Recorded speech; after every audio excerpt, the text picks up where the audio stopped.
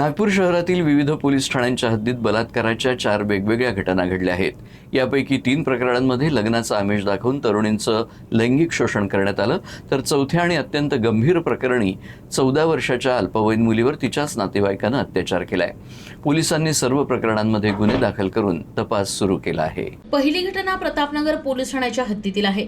फेसबुकवरून झालेली ओळख प्रेमसंबंधात बदलल्यानंतर आरोपी मुनींद्र हुमणे यांना लग्नाचं आश्वासन देत तरुणीला हॉटेलमध्ये नेऊन अनेक वेळा शारीरिक संबंध ठेवल्याचा आरोप आहे। मात्र लग्नाचा विषय निघताच आरोपीनं नकार दिला।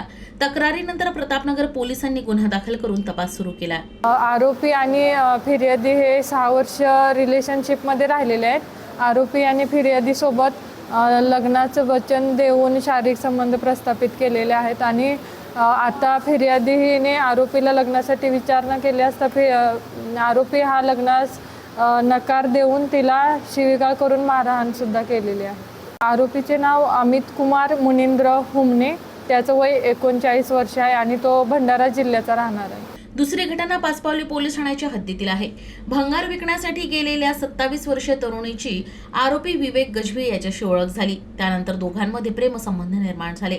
आरोपीने लग्नाचा आमिष दाखवून अनेक वेळा शारीरिक संबंध ठेवले आणि लग्नास नकार देत जीवे मारण्याची धमकी दिली। या प्रकरणाचाही सध्या तपास सुरू आहे। ओळखीतून त्यांनी मोबाईल नंबर एकमेकांचा एक्सचेंज केला आणि कालांतराने त्यांच्यात प्रेमसंबंध निर्माण झाले आणि लग्नाचा आमिष देऊन आरोपीने फिर्यादीसोबत शारीरिक संबंध प्रस्थापित केले आणि दिनांक 2 तारखेला त्यात गुन्हा दाखल आहे।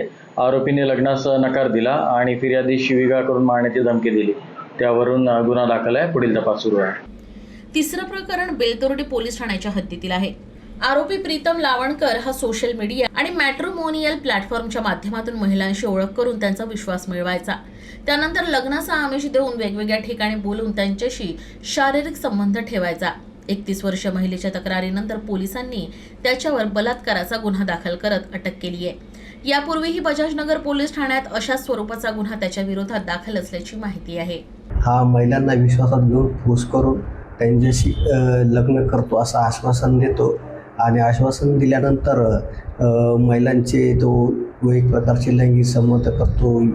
या भावनेतून महिलेच्या तक्रारीवरून बेलतोर्डी पोलीस स्टेशनने तात्काळ त्याबाबतची दखल घेतली आणि तुरंत जो आरोपी आहे त्याला अरेस्ट केलेले आहे आणि अरेस्ट केल्यानंतर सध्या तो पोलीस कस्टडीमध्ये आहे। अधिक तपास जे आहेत जायबाई म्हणून आहेत PS आहेत त्या करीत आहेत। चौथं आणि सर्वात गंभीर प्रकरण कपिलनगर पोलीस ठाण्याच्या हद्दीतील आहे। 14 वर्षीय अल्पवयीन विद्यार्थिनीवर तिच्याच नातेवाईकांना अत्याचार केला। पीडितेची आई रुग्णालयात गेली असता आरोपी सूरज मडके घरात शिरला आणि अल्पवयीन मुलीवर अत्याचार केला।